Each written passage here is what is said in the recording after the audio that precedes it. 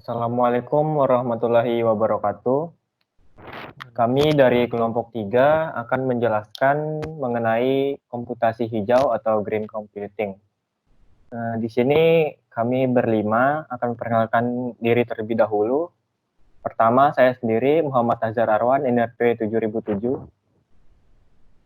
Kedua, di sini ada Isya Nuraini, NRP 0071. Dio Afriansa, NRP 0093.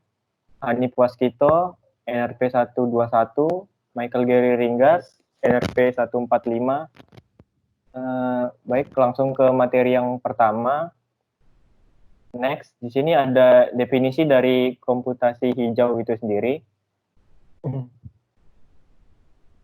Jadi, komputasi hijau itu atau green computing adalah studi dan realisasi dalam penggunaan sumber daya komputasi secara efisien serta ramah lingkungan, menurut Tripathi 2012. Kemudian komputasi hijau atau biasa juga disebut green IT adalah suatu studi dan praktik merancang, membuat dan menggunakan komputer, server, monitor, printer, perangkat penyimpanan dan jaringan secara efisien dan efektif dengan minimalnya dampak terhadap lingkungan, menurut Murugesan 2012. Dengan demikian, green computing itu mencakup hardware, software, peralatan, ataupun strategi dan praktek yang dapat meningkatkan dan mendorong kelestarian lingkungan. Salah satu contoh dari green computing adalah misalnya dalam penggunaan PC, yaitu kita bisa menggunakan komputer seperlunya saja dan sebaiknya komputer itu dimatikan jika sudah tidak digunakan. Next. Di sini ada hubungan komputasi hijau dengan etika. Yang pertama, komputasi hijau dan etika sama-sama merupakan prinsip atau cara berpikir suatu kelompok tertentu yang bisa menuntun pada kehidupan yang lebih baik. Nah, di mana dalam penerapannya, komputasi hijau itu sendiri bisa membantu dalam melestarikan lingkungan. Kemudian yang kedua, salah satu aktivitas utama pada etika komputer adalah memformulasikan kebijakan-kebijakan yang memastikan bahwa teknologi tersebut digunakan secara tepat. Nah, hal ini itu selaras dengan prinsip dari komputasi hijau, yaitu memanfaatkan sumber daya komputasi secara efisien. Tujuan dari green computing ini sendiri jelas untuk mengurangi penggunaan bahan-bahan yang berbahaya terhadap lingkungan, serta meningkatkan daur ulang dan biodegradasi dari produk gagal dan limbah pabrik. Selain itu, secara efisien di sini sendiri mengarah pada efisiensi penggunaan energi, sehingga green computing itu dapat menyeimbangkan antara teknologi dan lingkungan agar tercipta teknologi yang ramah lingkungan dan tidak merusak alam. Next.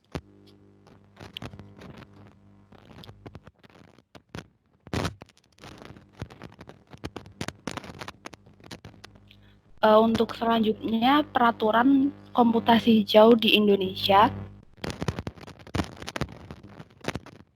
Next.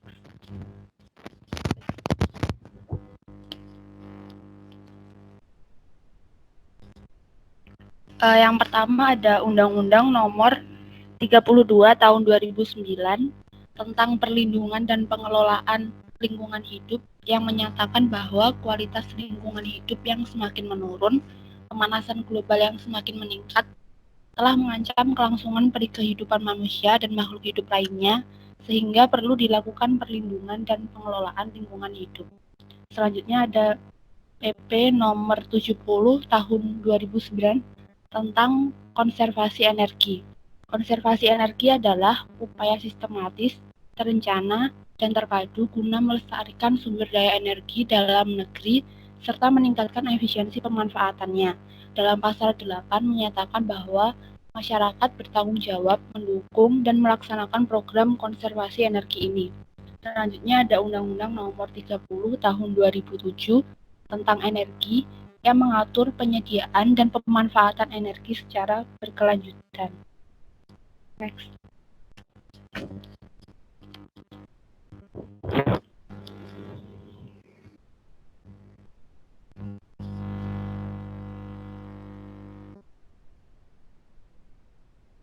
Selanjutnya ada 6 pokok implementasi green computing. Yang pertama ada green use, yaitu dengan mengurangi konsumsi energi listrik dari penggunaan komputer dan peralatan teknologi informasi lainnya dengan cara yang ramah lingkungan. Yang kedua ada green disposal, yaitu dengan cara menggunakan kembali komputer lama dan daur ulang komputer yang tidak dipakai lagi untuk bisa digunakan kembali sehingga tidak menjadi limbah. Yang ketiga ada green design, yaitu dengan merancang peralatan komputer dan teknologi informasi lainnya yang hemat energi dan ramah lingkungan seperti komputer, server, dan AC. Next.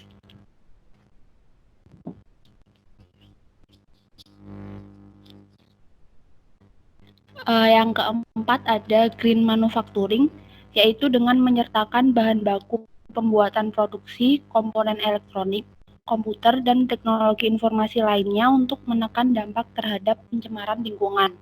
Yang kelima ada green standard and metrics. Hal ini diperlukan untuk mempromosikan, membandingkan, dan benchmarking sustainability initiative, produk, dan layanan serta praktik. Yang keenam ada Green IT Strategies and Policies. Strategi dan kebijakan ini menambah nilai dan fokus pada manfaat jangka pendek dan jangka panjang.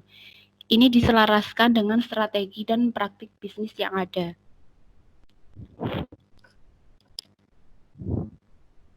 Selanjutnya masuk ke bagian green hardware. Jadi definisi dari green hardware ini adalah hardware itu sendiri adalah komponen fisik yang membuat sesuatu. Biasanya kita dengar di istilah untuk komputer, misalnya hardware-nya itu ada CPU, GPU, RAM, dan lain-lain. Lalu green hardware adalah hardware yang didesain untuk mengurangi energi yang dibutuhkan untuk berjalan, serta mengurangi dampak lingkungan dari barang-barang bekas seperti sampah komputer bekas atau sampah seperti karbon dioksida yang mencemari lingkungan. Ya, berikut ini adalah beberapa cara untuk melakukan green computing, melakukan green hardware. Yang pertama ada solar power system. Dengan membuat komputer yang ditenagai cahaya matahari dengan mengubah tenaga listrik menjadi energi listrik dengan panel surya fotovoltaik. Negara-negara yang dikenal mengimplementasikan teknologi ini adalah Kanada, Spanyol, dan Amerika Serikat, khususnya di California. Lalu ada wind turbine program, pembangkit listrik dengan turbin angin yang mengurangi emisi karbon dioksida. Tidak ada dampak buruk bagi lingkungan yang diciptakan dari penggunaan teknologi ini untuk menenagai listrik. Yang ketiga ada geothermal power, pembangkitan listrik tenaga panas bumi juga dapat dijadikan sebagai tenaga listrik dan dapat digunakan untuk memanas atau pendingin di rumah-rumah. Lalu cara lain yang dapat dilakukan untuk green hardware adalah menggunakan bahan alternatif untuk komponen komputer atau perangkat komputer.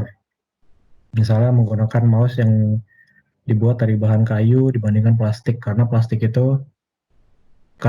kayu itu lebih mudah didaur ulang dan digunakan kembali. Atau bahan kardus untuk casing komputer juga dapat digunakan. Lalu di sini ada green hardware life cycle, dimulai pada green design, lalu lanjut ke penggunaan komputer, lalu di dispose, yaitu dibuang, lalu setelah dibuang didaur ulang, dan masuk ulang ke green design. Lalu selain dari dispose, sumber yang didapat dari lain adalah dari donasi, lalu bisa dilakukan refurbish atau di-upgrade, lalu di-deploy, lalu digunakan kembali. Nah, setelah itu bisa lanjut ke proses manufaktur. Selanjutnya masuk ke bagian green software. Ini ada salah satu definisi dari Morgeson pada buku Harnessing Green IT, Principles and Practices.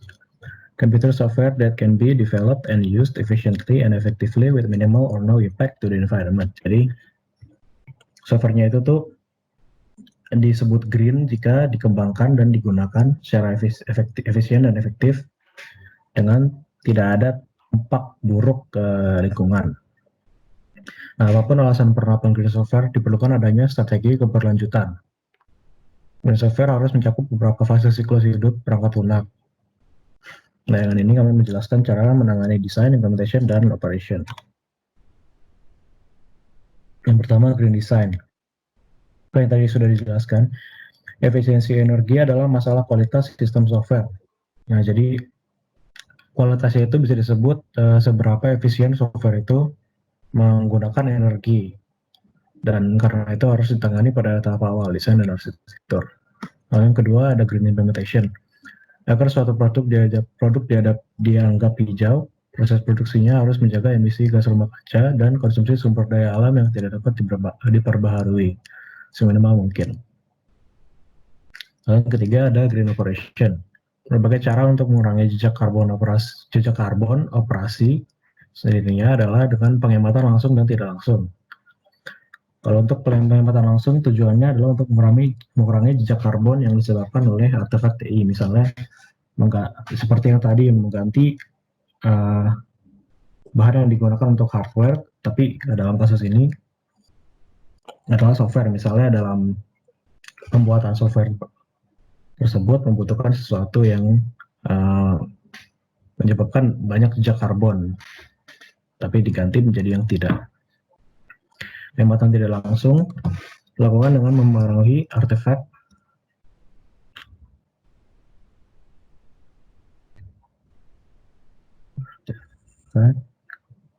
yang dengan sendirinya memengaruhi konsumsi energi artefak. Misalnya memberikan wawasan atau peraturan dengan penggunaannya. Nah, berikut adalah beberapa contoh green software. Pertama ada e-meter. E-meter ini adalah sistem yang mengolah data dari meteran listrik. Software ini dapat memonitor konsumsi daya, masalah maintenance, tren, pemadaman, manajemen pembayaran, dan lain-lain. Lalu ada sustainable spaces. Sustainable mendapat untung dari retrofit efisiensi energi. Jadi dia retrofit itu sendiri adalah dalam arsitektur dapat berarti renovasi. Jadi melakukan renovasi pada bangunan yang melakukan efisiensi energi. Tetapi selain itu software ada versi softwarenya yang memungkinkan kontraktor menentukan perbaikan optimal untuk sebuah bangunan. Yang ketiga ada geomation, menghasilkan data satelit untuk menentukan waktu optimal untuk memanen gandum dan beras. Lalu ada Verdium, ini software yang sangat simpel. Software ini hanya memotong konsumsi daya pada komputer.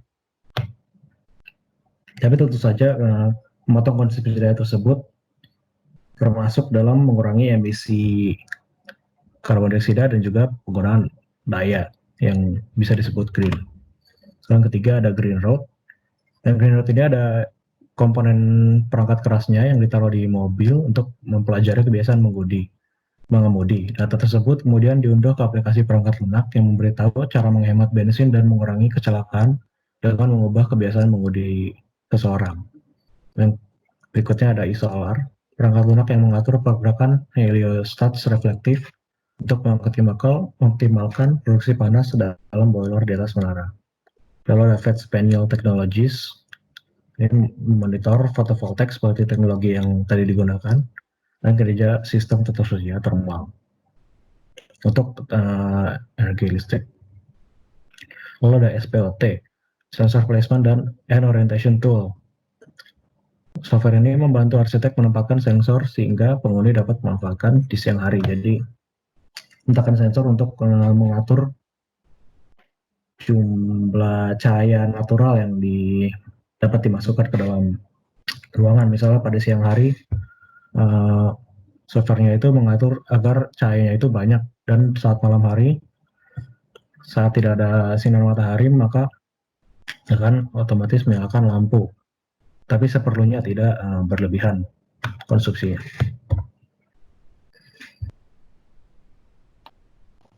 Lalu selanjutnya di sini ada tentang green certification. Di next. Green certification adalah aset yang dapat dipertahankan yang membuktikan bahwa listrik telah dihasilkan oleh sumber energi terbarukan. disebut juga sebagai sertifikat energi terbarukan atau REC atau sertifikat kewajiban terbarukan atau ROC. Itu di Amerika sih.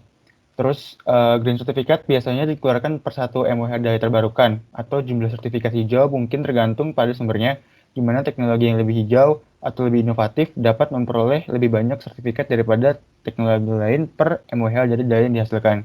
Jadi awalnya Green Certificate ini sebuah istilah aja di Eropa awalnya digunakan untuk sebuah produk atau bisa produk, bisa bangunan, bisa segala hal yang memiliki impact yang minim terhadap lingkungan. Jadi kenapa disebut green? Karena emang di sini tujuannya untuk menciptakan suatu produk yang bisa menjaga kestabilan dan sustainabilitas dari lingkungan itu sendiri. Terus di next. Nah, di sini yang pertama ada Energy Star. Energy Star ini adalah program yang dijalankan oleh Badan Perlindungan Lingkungan AS atau IPA yang nanti akan dijelaskan juga. Terus dan Departemen Energi AS yang mempromosikan efisiensi energi. Program ini memberikan informasi tentang konsumsi energi produk dan perangkat menggunakan berbagai metode standar. Mungkin Energy Star ini udah sering di beberapa produk, khususnya di Indonesia juga sering terlihat. Jadi mungkin kalau kayak di produk-produk rumah tangga atau di produk-produk elektronik itu biasanya ada simbol Energy Star di mana lambangnya itu kayak segitiga, terus ada tulisan Energy Star-nya. Nah, itu menandakan bahwa produk tersebut sudah mendukung untuk sustainabilitas dari lingkungan, di mana mereka benar-benar sangat menjaga dan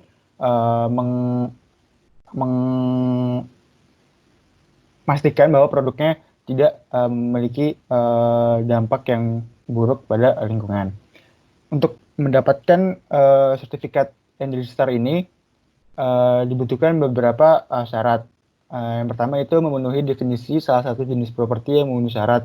Nah, di sini dari penjelasan di websitenya dari Energy Star-nya, di sini dijelaskan bahwa ada beberapa properti dan produk yang bisa disertifikasi oleh Energy Star. Jadi belum tentu semua produk atau semua properti itu bisa disertifikasi Energy Star. Lalu yang kedua, menerima skor Energy Star 75 atau lebih tinggi yang menghitung semua penggunaan energi seluruh properti.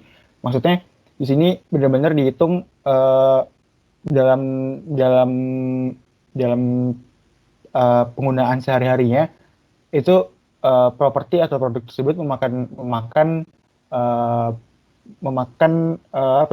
penggunaan energi itu seberapa banyak. Nah, di situ kalau misalnya ingin disertifikasi Energy Star dibutuhkan skor lebih dari 75. Lalu yang terakhir, berada di Amerika Serikat, wilayah AS atau dimiliki oleh pemerintah AS. Ini penjelasan ada di web Energy Star. Terus di next. Yang kedua ini ada EPAT atau Electronic Product Environmental Assessment Tool, adalah metode bagi pembeli. Nah, pembeli di sini adalah maksudnya pemerintah, lembaga atau konsumen dan lain-lain. Karena green certificate itu tadi adalah aset yang dapat diperdayakan, maka kita menyebutnya di sini pembeli karena yang ingin disertifikasi itu harus membayar untuk bisa tersertifikasi. Untuk mengevaluasi efek suatu produk terhadap lingkungan. Ini menilai berbagai aspek lingkungan siklus hidup suatu perangkat dan memberi peringkat produk sebagai emas, perak, perunggu berdasarkan serangkaian kriteria kinerja lingkungan.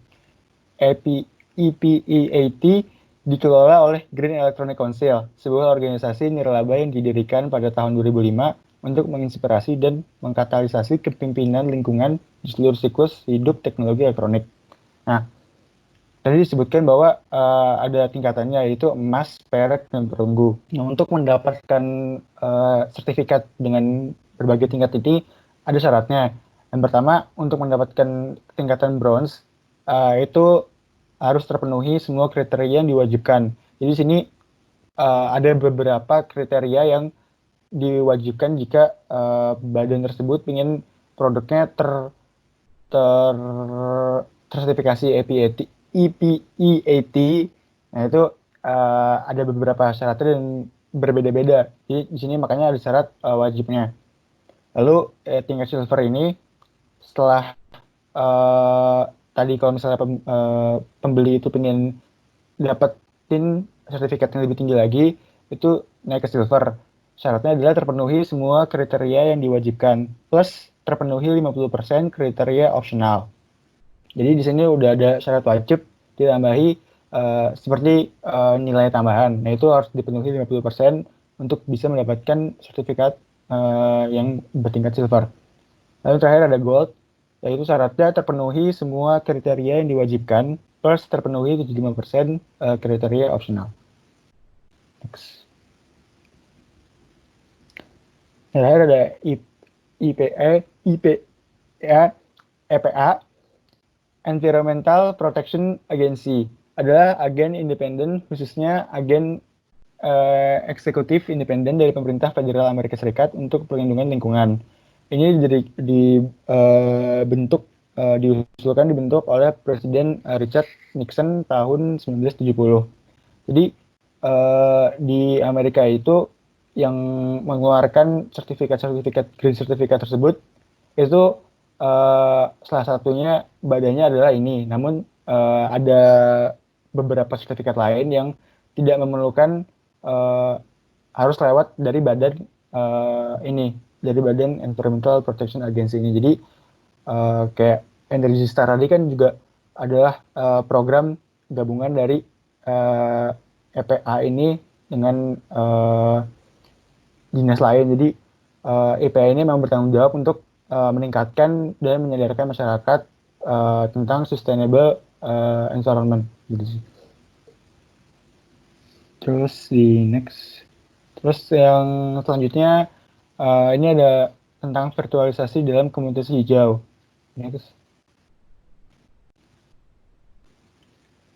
Virtualisasi adalah inovasi teknis yang dirancang untuk meningkatkan sistem dan memungkinkan pengguna TI untuk memanfaatkan tingkat kinerja komputer semakin meningkat. Maksudnya adalah virtualisasi ini kan seperti seperti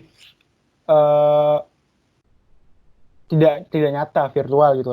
Jadi kalau misalnya secara kasarnya virtualisasi itu adalah sebuah sistem pengganti yang berada di dalam sistem fisik yang beneran, namun dia bentuknya itu virtual, benar-benar kayak nggak ada bentuknya gitu, jadi virtual doang. Tapi dengan adanya green computing ini, virtualisasi itu benar-benar sangat diperhitungkan karena bisa menghemat energi dan juga menghemat seperti biaya, seperti manajemennya jadi lebih simple. Nah itu sangat mendukung green computing. Makanya ada virtualisasi computing. Manfaat utamanya adalah mungkin di sini disebutkan seperti menurunkan daya dan biaya pendinginan. Lalu yang lainnya adalah mengurangi biaya perawatan, meningkatkan keamanan, lalu penggunaan yang mudah, terus kemampuan untuk mengatur workgroup dalam waktu yang sangat singkat, mengurangi biaya energi, lalu manajemen terpusat, lalu terakhir mengurangi downtime atau produktivitas yang lebih besar. Next. Beberapa virtualisasi itu salah satu ada 5 di sini dijelaskan. Nah, yang pertama adalah server virtualization. Virtualisasi server adalah pembagian server fisik menjadi server virtual yang lebih kecil.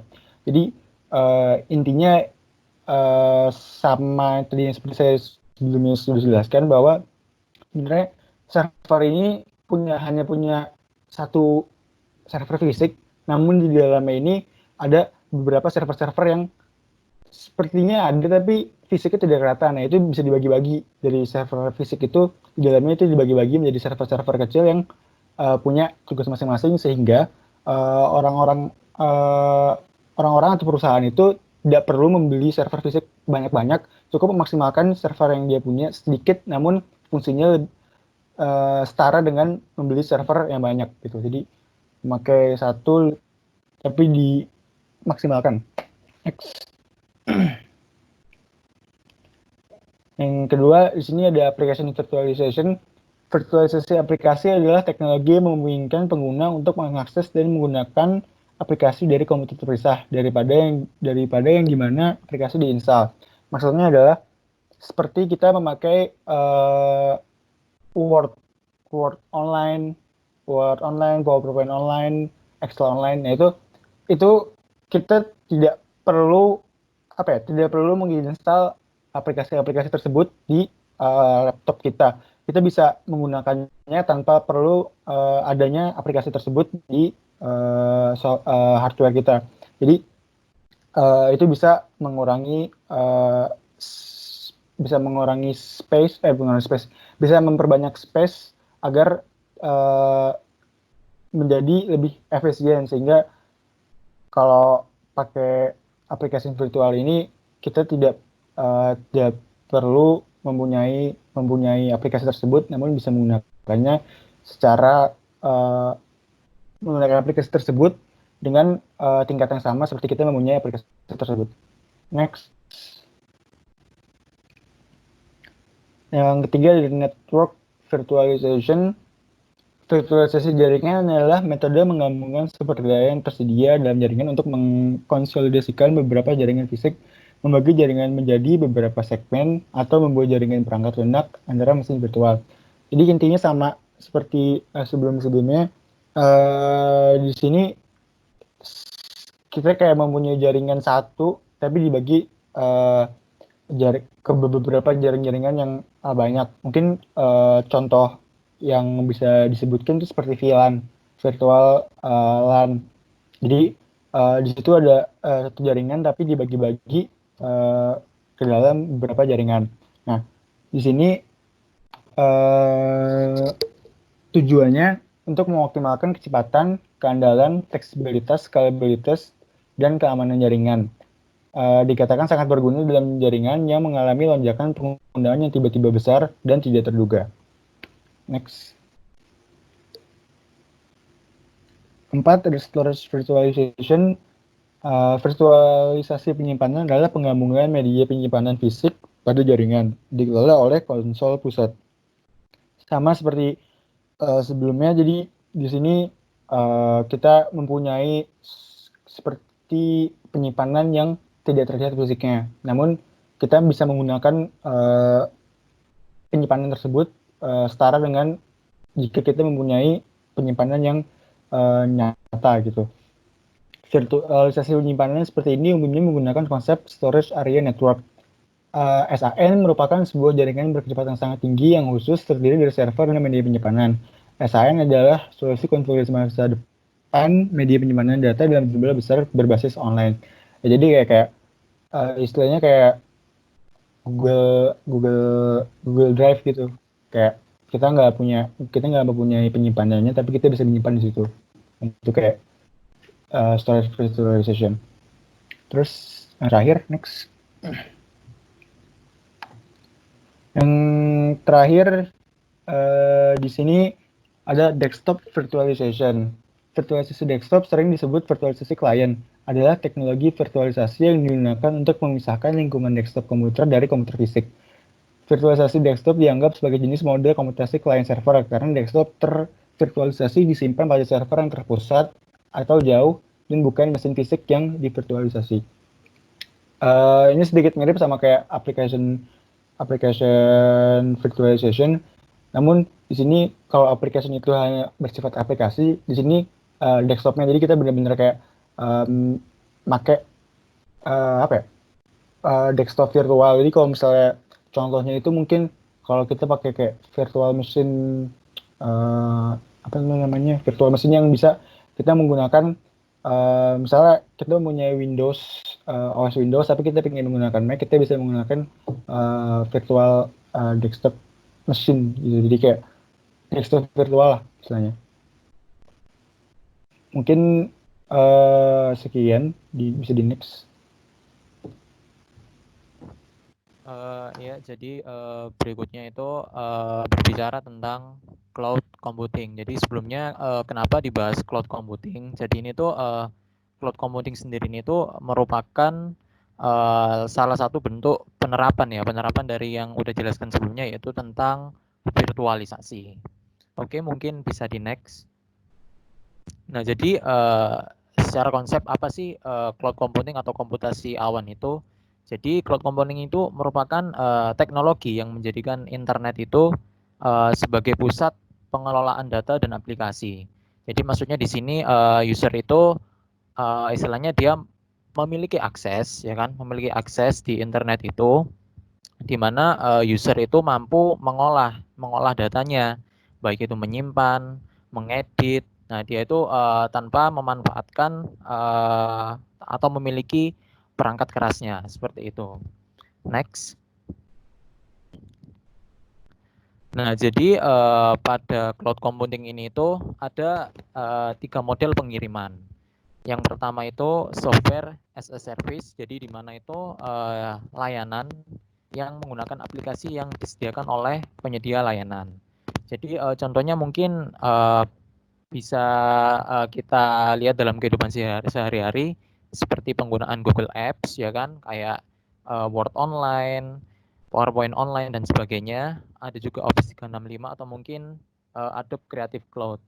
Lalu yang kedua itu ada platform as a service. Jadi di sini itu di mana menggunakan platform yang udah disediakan sama penyedia layanannya. Seperti contohnya itu Amazon Web Service, ada juga Microsoft Azure dan juga Facebook.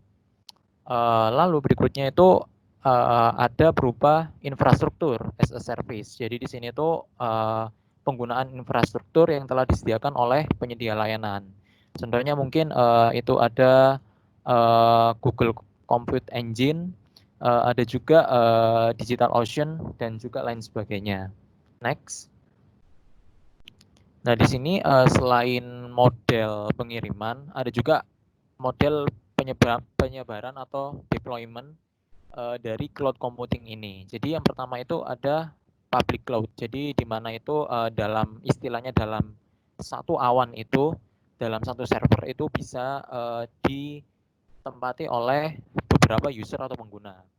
Lalu yang berikutnya itu ada private cloud. Jadi dalam satu server itu hanya bisa digunakan oleh satu pengguna karena sifatnya dia itu di situ itu private. Sedangkan kalau community ini tuh sebenarnya sama seperti public cloud, tapi di sini dalam satu server itu ada berbagai macam pengguna kan. Nah, di situ pengguna itu harus mempunyai kepentingan yang sama. Lalu di sini ada juga tipenya hybrid cloud, di mana itu dia merupakan kombinasi dari ketiga jenis cloud sebelumnya itu. Oke, bisa di next.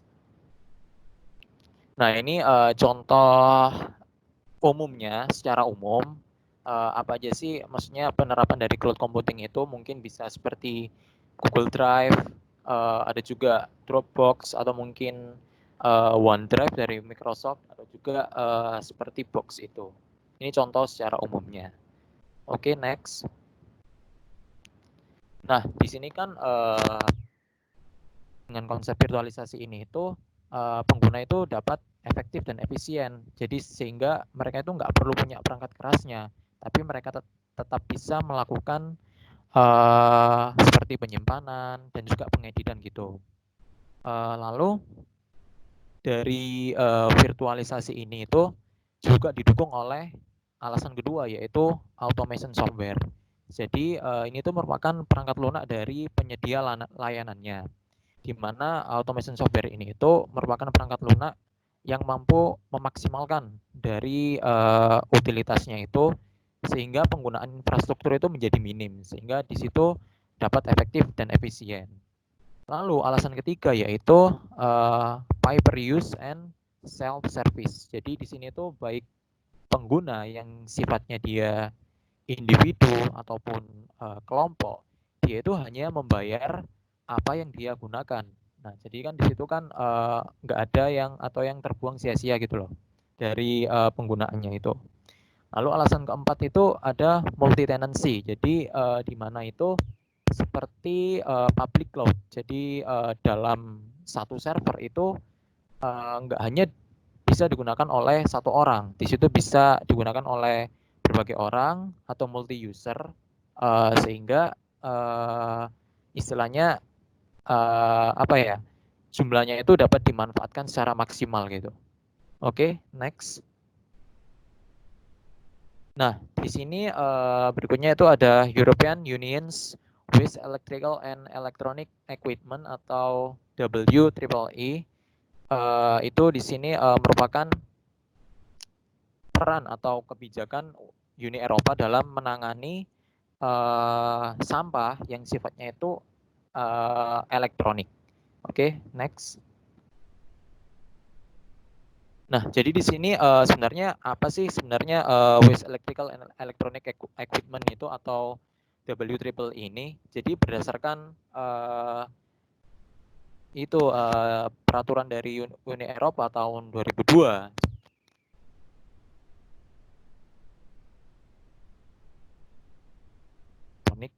Termasuk seluruh komponen rakitan dan konsumsi yang merupakan bagian dari produk elektronik tersebut pada waktu pembuangan. Jadi di sini tuh misalnya semua barang yang dia itu sudah tidak digunakan, kan, ataupun dibuang, kan, di situ merupakan yang jenisnya itu merupakan elektronik gitu. Nah, jadi di sini kan kalau misalkan ini dibiarkan pasti akan menimbulkan masalah lingkungan gitu. Makanya di sini Uni Eropa itu memiliki peran dalam mengatur masalah pembuangan limbah elektrik dan elektronik ini. Oke, mungkin bisa di next. Nah, jadi di sini tuh awalnya tentang kebijakan Uni Eropa ya. Jadi itu berawal pada tahun 1990. Jadi karena di situ udah mulai timbul kekhawatiran. Jadi pada tahun akhir sekitar akhir tahun 90 itu beberapa negara Eropa mulai menerapkan hukum yang melarang pembuangan limbah elektronik di tempat pembuangan akhir. Jadi pada saat itu sudah ada beberapa negara Eropa yang mulai peduli terhadap masalah ini. Nah, akhirnya pada tahun 1991 di sini negara Swiss secara resmi menerapkan sistem daur ulang limbah elektronik. Jadi sebelum dilakukan pembuangan itu limbah elektronik itu harus diolah terlebih dahulu. Dan di sini tuh Swiss menjadi negara pertama yang menerapkan sistem ini. Nah, akhirnya pada tahun 1998 di sini Uni Eropa sudah mulai membuat sebuah UU. UU di sini itu untuk mengatur mengenai limbah elektronik ini. Nggak hanya di sini tidak hanya ketika limbah elektronik ini tuh dibuang, tapi sebelum benda-benda elektronik ini itu dibuat, itu sudah ada UU-nya di situ. Nah, akhirnya pada tahun 2005 semua limbah elektronik itu dikembalikan ke titik penjualan dan tempat pengumpulan lainnya secara gratis. Jadi di sini itu sistemnya udah mulai teratur. Jadi semua limbah elektronik ya kan itu dapat dikembalikan ke titik penjualannya ataupun di situ ada tempat pengumpulan khusus limbah elektronik lainnya dan itu tuh tidak dikenakan biaya atau secara gratis. Nah, akhirnya pada tahun 2008 ini sedikit terjadi perubahan mengenai petunjuk WEEE ini atau direktif ini, bagaimana pada tahun 2008 itu sudah diusulkan untuk tujuannya itu tidak hanya mengenai pengolahan limbah aja, tapi di situ itu juga ada tujuan yang berbasis pasar di situ. Akhirnya pada tahun 2012 perubahan pada direktif itu resmi dilakukan atau direvisi. Jadi dengan adanya proses ini itu sekarang semua pengolahan baik itu mulai dari pembuatan ya kan nanti ataupun setelah barang-barang elektronik itu tidak digunakan sekarang itu sudah ada aturannya di mana itu dia juga menurut pada standarnya itu pada aturan-aturan yang dikeluarkan oleh Uni Eropa ini sehingga di sini peran Uni Eropa dalam pengolahan limbah elektronik ini mungkin cukup sekian dari kelompok kami yang dapat disampaikan Jika ada pertanyaan bisa dicatat dan bisa ditanyakan pada sesi tanya jawab di kelas nanti. Oke, demikian kurang lebihnya mohon maaf. Wassalamualaikum warahmatullahi wabarakatuh.